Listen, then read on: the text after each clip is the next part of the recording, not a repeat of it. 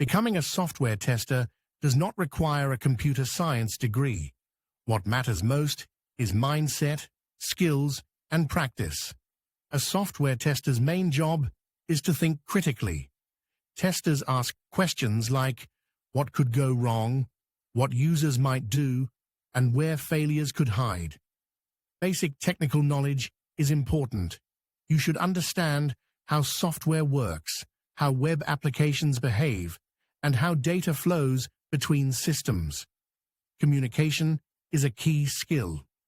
Testers must clearly explain bugs, risks, and test results to developers and stakeholders. Learning testing fundamentals is the first step.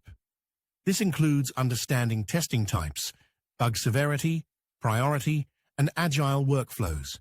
Automation skills are a strong advantage.